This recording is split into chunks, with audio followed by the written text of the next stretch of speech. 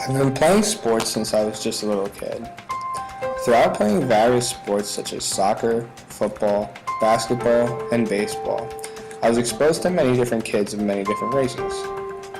I was able to meet so many different people and feel comfortable around really anyone. I think that sports were a key connection to building relationships between people of different races. So why does racism still exist in sports today? This digital story will focus on the aspect of racism and what type of role sports, specifically the NBA, may play in this world of racism. Sport is inextricably linked with contemporary struggles surrounding racial identity, racism, and politics in U.S. American society. So much so that sports as popular culture are part of the everyday experience of most people.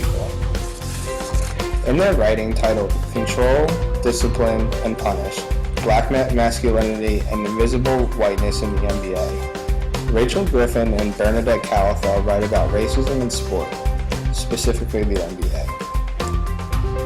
The two authors go on to say, the history between blacks and whites in U.S. sports is replete with notions of white supremacy and inequality. In the realm of sport, white men have historically been situated in positions of ownership and control over black male athletic bodies that were ideologically fixed as hypersexual, violent, and suspicious. Ironically, black males also became representatives of desired mystique and wonderment. Subsequently, the black male body became a site for spectacular white consumption and enticement, but this only worked so long as black men could be controlled. The two authors give a historical background of racism in sports and how the system typically worked. When thinking about more specific examples, one that comes to mind was the infamous rivalry between Larry Bird of the Boston Celtics and Magic Johnson of the Los Angeles Lakers. Todd Boyd recounts the cultural significance of this rivalry and says, to side with the Lakers or the Celtics was to embrace a racial position and a specific set of cultural politics. The battles between Magic and Bird, LA and Boston, black and white, could be described as the late 20th century version of an acceptable race war.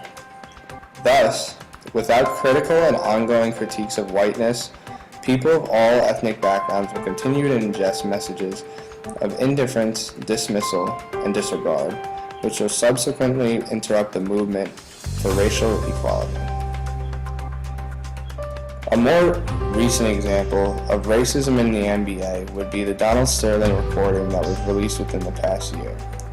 The former Los Angeles Clippers coach was heard on recording saying to his girlfriend, "You can sleep with black people, you can bring them in, you can do whatever you want. The little I ask you is to not promote it on that, and not to bring them to my games." This shows how racism is still relevant in sports today. So will racism always have an impact on sports? I believe that with time and with effort, the oppression of racism in sports can be overcome and conquered. Created using Powtoon.